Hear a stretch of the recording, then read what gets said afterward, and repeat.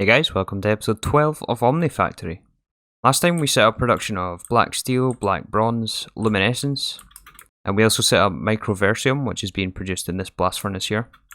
We're up to 175 ingots, which is, I think, enough. I've also been doing a bit more automation off camera as well, so I've passived a few more things that we need.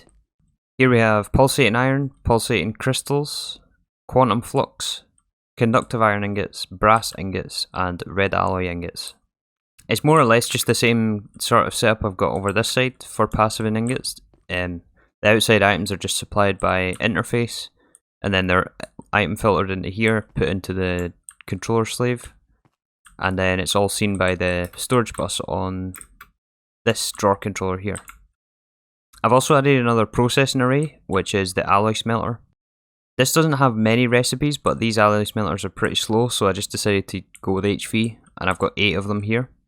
You might notice this setup is slightly different to the other ones as well. We don't have the drawers, and that's because alloy smelters have 2 slots. These alloy smelters are prone to get stuck, which is why I have blocking mode enabled on these interfaces, and it's directly connected to this alloy smelter. And I believe Trousers edition of 82 works slightly different with blocking mode. I don't know exactly how it works, to be honest with you, but I know that it has better integration with GregTech machines and allows this to work. I don't think this works in default applied energistics too.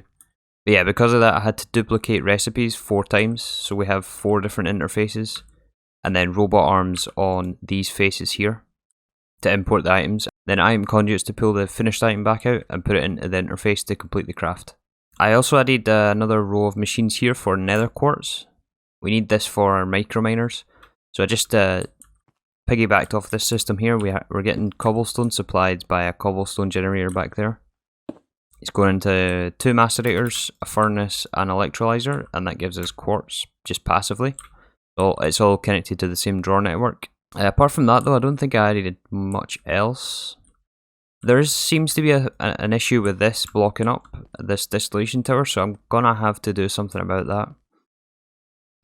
Basically what happens is each of these 4 chemical reactors steam crack a liquid, and for example this butene has to be distilled 2 buckets at a time, but sometimes it can be a case where only 1 bucket ends up in this LV input hatch.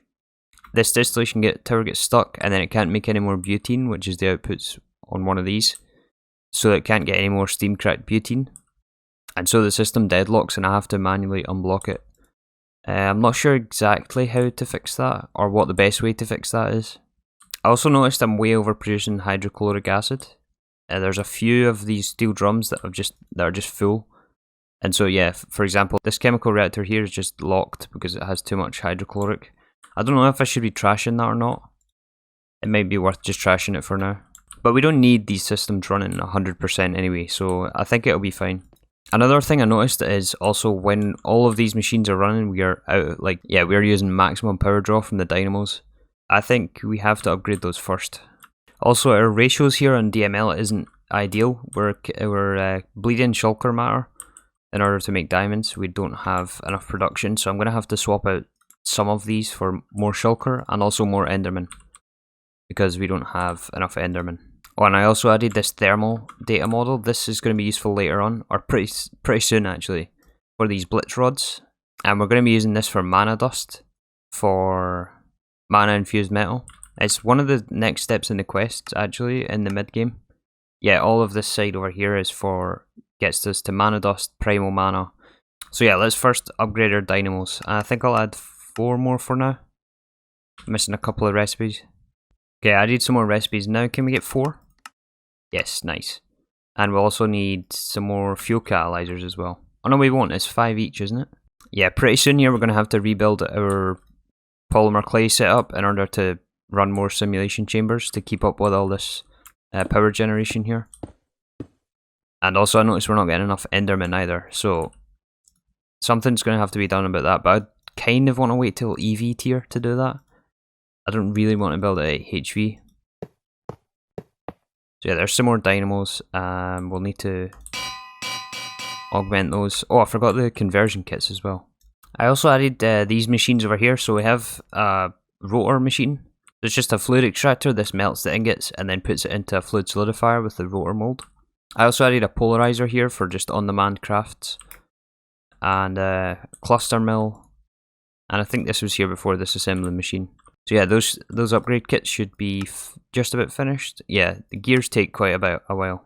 Oh man, look at how slow those gears are. It doesn't help that we're out of power either. We need to fix this ASAP. Okay, I finished up all the crafts for this. We have fuel catalyzers and the calibrations in 4 more, and we're currently sitting at just over half power usage.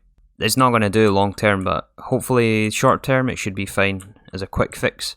So yeah, let's today try and tackle the microminer. I want to get our first microminer sent today, if possible. So I encoded recipes for these elite components. Last time we looked at these were just black steel plates, which we are now getting. To get black steel, I just put through some manually through the blast furnace, as we don't need a lot of this right now. And then I put in the ender pearl plate and the aluminium plate in our on-demand crafts. So that gave us that. And then the elite catalyst is just 4 of those components plus another black steel. So that leads into the microverse projector, which is what the microversium ingots were for. So I'm going to make all of these casings. I've already put them in our interface here. If we look under micro... Yeah, I have the recipes in here. We should be able to request them. Okay, looks like I'm missing a screen for that. Have everything for those. Okay, all the things are done crafting. We have the casings, the controller, a vent, and that should get the quest done. Yes, it is. Nice. So let's go set this up, and we'll put it on our HV line. I was thinking about just putting it right here.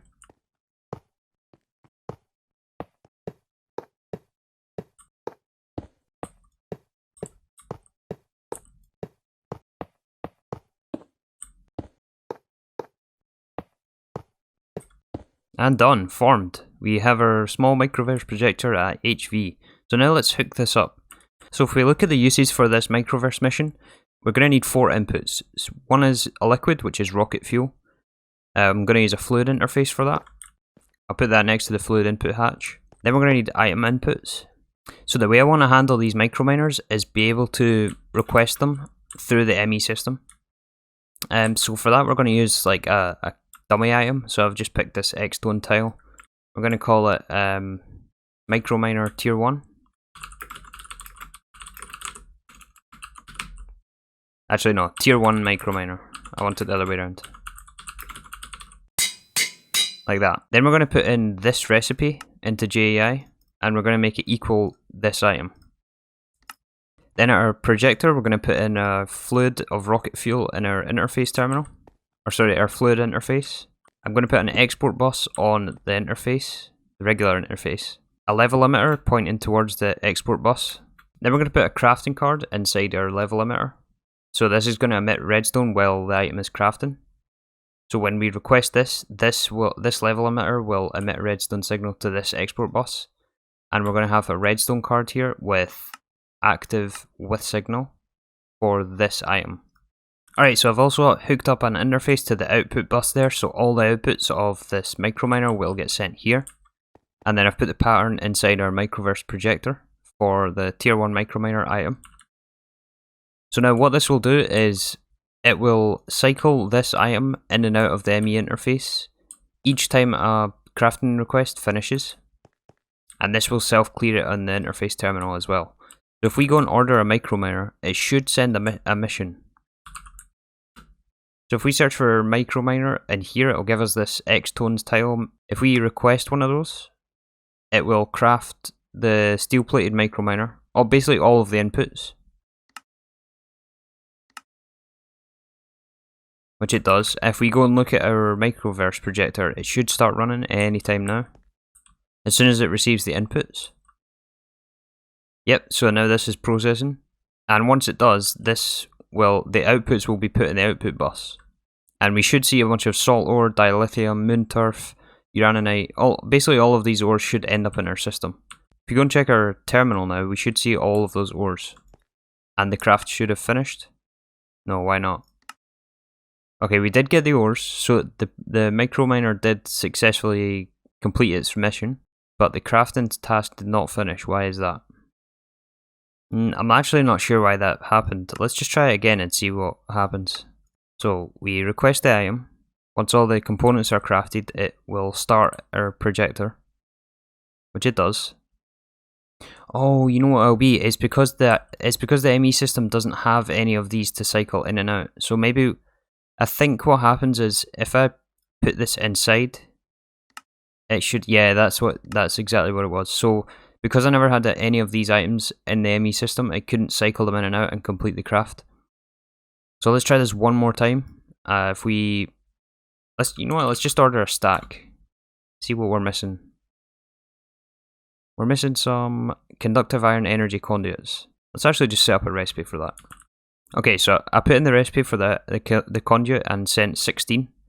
I tried to do 62 there, but the crafting CPUs are not large enough. We don't have enough bytes available. This might take a bit of time because these machines are quite slow at the moment for auto crafts or for on-demand crafts. Oh yeah, we've already got some of the ores, so there's already been 5 or 6 processed. Yeah, 10 more to go. And it is clearing the crafts this time, which is good. One thing I'm not sure about is if we have enough rocket fuel production. Let's go check on that actually. The buffer is still full, which is a good sign. Yeah, all of our buffers are full, so that's good. Yeah, everything seems to be keeping up, and our microverse projector is running decent. I might overclock this to EV just to make it a bit faster. But we don't need this like insanely quick anyway, because we can only process ore so quickly at the moment. In fact, our ore processing is not adequate at all. I can't wait to get that up to EV or IV maybe. Probably IV is when we'll build the full ore processing system. Let's check the progress now. 8 more still to go. Yeah, like I said, we don't need this super quick, but this gives us rutile, which is essential for titanium. If we process rutile dust in a chemical reactor, this gives us the titanium tetrachloride, which we need for hot titanium ingots in the blast furnace. Still 4 more to go here. I was just looking through the quest book. It wants us to pick up the microminer, which I guess I never did before, so let's make another one just to pick it up. That'll probably finish behind the other one, behind this anyway. I wonder what the steel supply is at now. 4,000 still? After sending a stack, that's alright actually. Yeah, it seems our systems are fairly robust. It's just like the fluid handling that I don't think is going to be up to par at later tiers. But this seems to be working well. We just need a way of dealing with the ores now. Looks like the microminer finished. That should be the quest for it. And look at that, we now have 1100 salt, which is very, very nice for now. Chlorine is our biggest bottleneck in more or less all of our systems by far. So this much salt is going to go a long way. And we can even afford to send more microminers if we need as well. Like, yeah, we have pretty much everything except conduit binder, but yeah, we have basically everything we need for another 64 if we want to. And that reminds me, I really should set up a multi-smelter for things like conduit binder, like on-demand smelting tasks. I also just tidied this up so it's a bit more flush on the front. I think this looks a bit better like this. Alright, so with our microminers now available to us, let's now move on to process some of this rutile. So for now I'm just going to throw it through the MV ore processing. We will get a lot of dust this way, but I want to start making titanium. So for that we're going to need to make this recipe, and then we're going to have to blast furnace this. This requires a higher temperature, so we can't use the cupronickel coils. So I've made some canthal coils, which we're going to use for the titanium.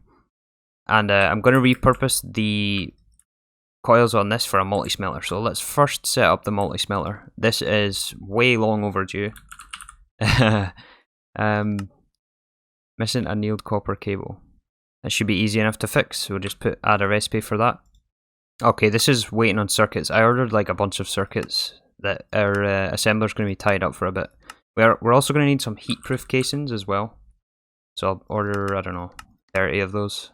I'm missing Invar. Yeah, once we get the smelter though, I'll be able to smelt Invar on demand. Okay, let's do less then. Let's just do 10 for now. We should be able to get 10. And we'll need some bosses, input and output. Just get 10 of each. UOV machine hull. And we'll also need a fluid input as well for the titanium. Also running out of space in my molecular assemblers here. I'll have to add some more. So yeah, fluid input hatch. The multi-smelter finished, which is nice, and heat proofs should be finished. I also need to have an interface named for the multi-smelter, so we can put patterns in there. And actually I'm going to grab a buffer as well, so I guess I'll just grab a crate. And I'm thinking we tear down this blast furnace. This was making our canthal before. And I'm going to put the multi-smelter here, and then I'll leave a space and start the blast furnaces along here. In fact, I think I'll just start it where this one is. So yeah, let me take this down.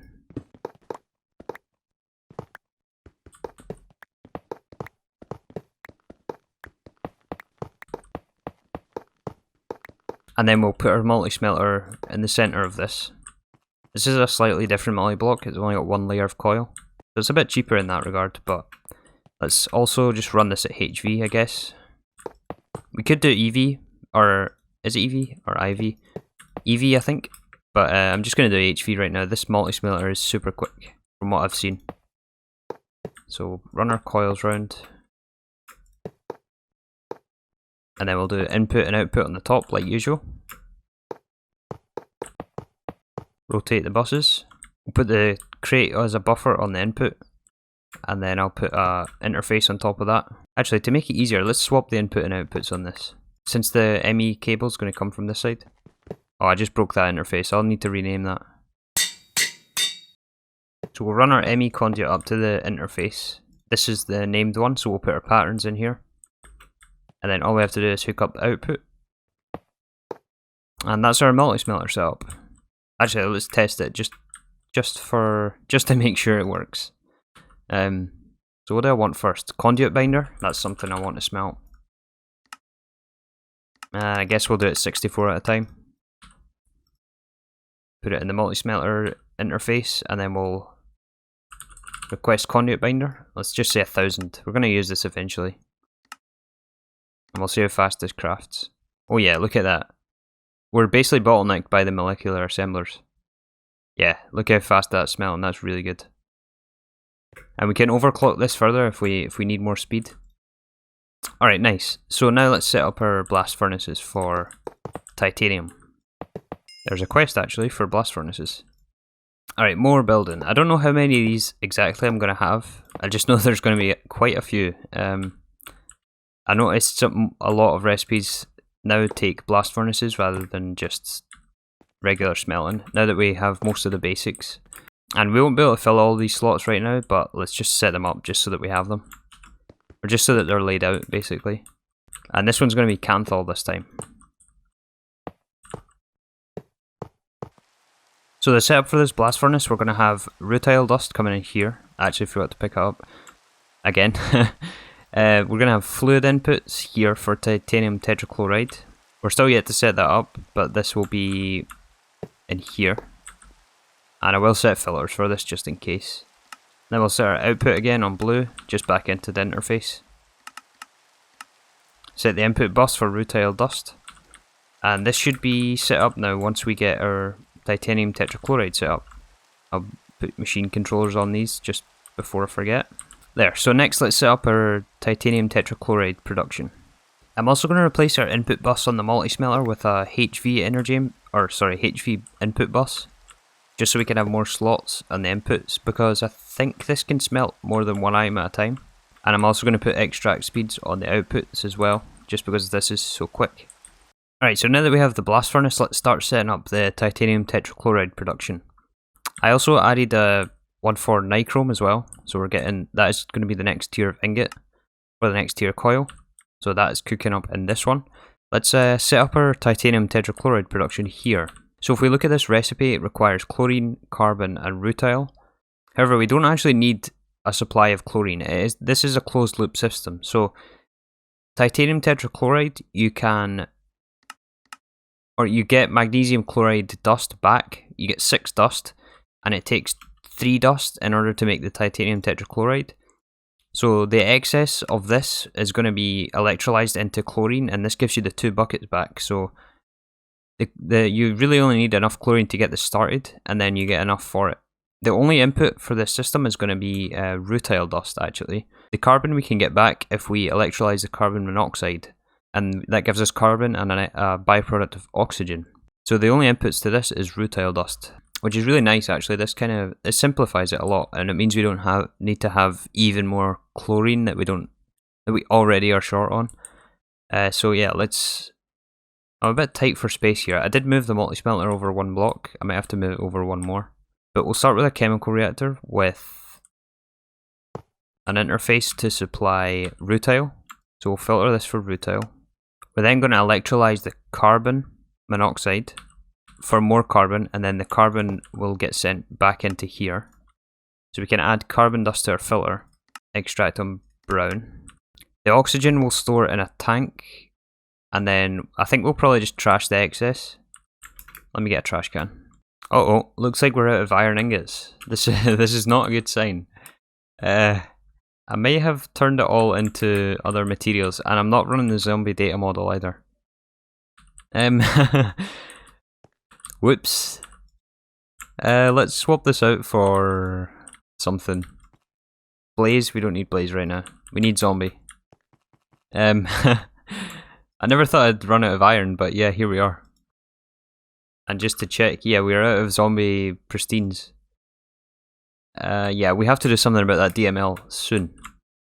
Alright, well for now we'll just put the fluid storage on here for the oxygen. We'll set this to low priority, and then hook it up with some glass cable. So that's for oxygen. I should filter this as well. The excess magnesium chloride also needs to be electrolyzed. So let's add another electrolyzer for that. Once we put the rutile into the interface terminal, and we'll hide that, that'll now go into the chemical reactor. Once we give this chlorine, this should be a closed loop system now.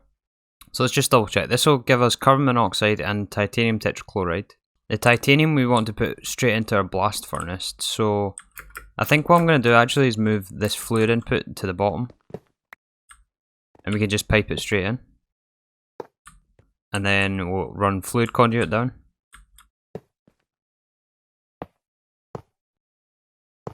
and we'll filter this for titanium tetrachloride, filter the electrolyzer for carbon monoxide, and extract from here. So now the carbon's been sent back into here, so we don't need to input any more carbon. The titanium went into our blast furnace, and then we also have to put in magnesium as well. And I think we can get away with just putting in like half a stack, because this gives us more back than or the same amount back than what we put in. With the 6 we can make 2 magnesium that we need for the blast furnace again. So really the only input is this rutile dust. So actually let's move the input bus of this as well down to the bottom.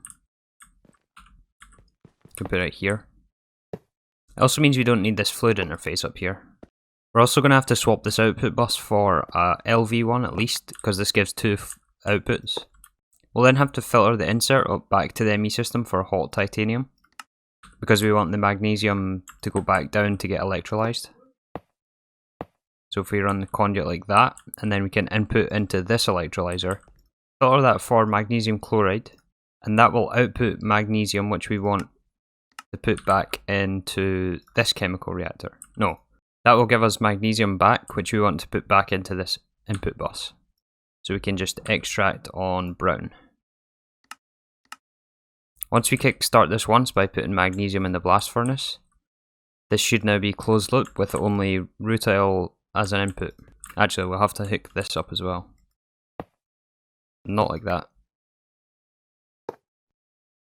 There we go. So rutile should now fill this. Yes, it is. Nice. So now if we go look at our terminal, in fact if we look at our vacuum freezer, the hot titanium should enter here, and this should start running.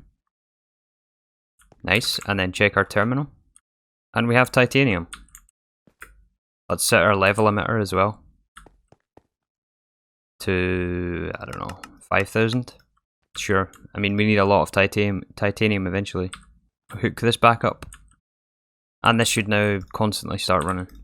Let's just check to make sure that we're outputting the correct things here. Alright, the chlorine, yeah, we have to cycle the chlorine back as well. There, so now the chlorine goes back in, we make more titanium tetrachloride, and then we wait for this to finish. Yep, and this gets electrolyzed back into our magnesium. That goes out, the carbon gets reprocessed. This will always have 62 carbon. I don't know why it's 62, but yeah, and our magnesium got put back in. So this will now passively produce us titanium. We should also get the quest as well, so it wants a bucket of this titanium tetrachloride. So let's pick up a bucket for the quest. There it is. Put this back as well. And then what's the next quest it wants? Hot titanium. Oh good, it doesn't actually want us to pick this up. Good. Okay, nice. That also unlocked another few quests for us as well. So we have the EV machines unlocked. Yeah. So this takes titanium. This is basically replacing the stainless steel at HV tier and the aluminium at MV tier. So we really just have to wait for a lot of this titanium to process. Let's actually check how much rutile we have, because it's I think it's is it 1 to 1? Hold on, let me check if it's 1 to 1. It's 3 to 1. So every 3 rutile gives you 1 titanium. But still, we have like over 2,000 rutile dust sitting here. So that is enough, and we can also send more microminers for more rutile. We also have to do something about our iron ingots. We have 0. So for now, I've swapped this over to rotten flesh. So with rotten flesh, we can craft it with overworlding matter. This gives us 8 per craft. So I'm going to do that for now, till we build up enough zombie pristines. So I'm just going to craft quite a lot like this, just for now. Just so that we have at least some stock of iron. There, we're back up to 4,000. Or nearly 5,000. And the titanium also unlocks the second tier 4 circuits as well. So this takes titanium plates. The epoxy boards, we have these on Autocraft. The microprocessors, we have these on Autocraft actually. SMDs, I added the recipes for these just to craft them on demand using a polyethylene assembler. And RAM, we still have to do something about these wafers and silicon. I'll have to add blast furnaces for this still. Right now I've still just been batch crafting that. But you get like 32 per wafer, so it's really not too bad. I just throw it in every so often into this cutting machine. And yeah, we have tons of RAM here. But eventually that's something we'll want to have just stocked automatically. So yeah, with that, let's see if we can upgrade these blast furnaces even more. I did throw some nichrome through there, so let's see how much of that we have. 320, which is enough actually to get us the coils. So we'll add the recipe for nichrome coil. And let's get 20. We can do 20. Let's also get a nichrome ingot for the quest. That should give us 2 quests actually. There's the ingot and the coil. There we go. And the next one is tungsten. Requires an EV electrolyzer. So yeah, we can't quite get this yet. We need EV. And we need a temperature of 3000 for this. So we have to go up to nichrome coils for these. Right, yeah. Nichrome's 3600. So to get tungsten, we have to electrolyze tungstate. And we are producing tungstate actually by centrifuging endstone dust. So we have currently 4,000, nearly 5,000 tungstate. And I think it's 7 per tungsten. Yeah, 7 tungstate per tungsten. But like I said, we can't get the EV electrolyzer quite yet. We have to wait on some more titanium. To finish off this episode, let's actually see if we can overclock this blast furnace. I would like to run it at EV, which means we're going to need a few more CEFs here. Because right now we're just running off the 1 HV CEF. So let's make maybe 3 more CEFs at HV. And then we'll add another HV energy input bus to that. We'll just steal this one for now. If we replace... Wait, no, that's our input bus. If we replace this block... Wait, hold on, I don't know if we can actually overclock this. We may have to separate this titanium one out. Yeah, I may do this one. I may do that actually. I might just split this titanium one off and then keep the rest of them together. Yeah, so I split this off. Let's now add another HV energy input. Let's see if this works. I don't know if our power is going to be able to handle it since, you know, we had that outage right at the start there. Yeah, so this is now running at EV. Let's add the extra CEFs to this line then. So we'll put one there, one there. And we can do one here as well actually. I should move this to the other side. Here, and we'll add more cable. So now this shouldn't be complaining about more power. Yeah, This is running perfectly now. So this is now overclocked, and yeah, all that's left to do now is just wait for some more titanium. But yeah, I think that's going to do it for this time. I'll clean some things up, wait for this titanium to process mostly. Next time, hopefully we can get these tier 4 circuits automated. We might even set up some cryogenic air distillation, and perhaps maybe even get the next tier microminer. I'm not sure exactly. I'll have to look at the quest book just to see exactly what we're going to be doing next. But yeah, I'm happy with the progress today. We'll have to sort out the DML sooner rather than later as well. But yeah, that's going to do it for today. Thank you again for watching, and see you in the next one.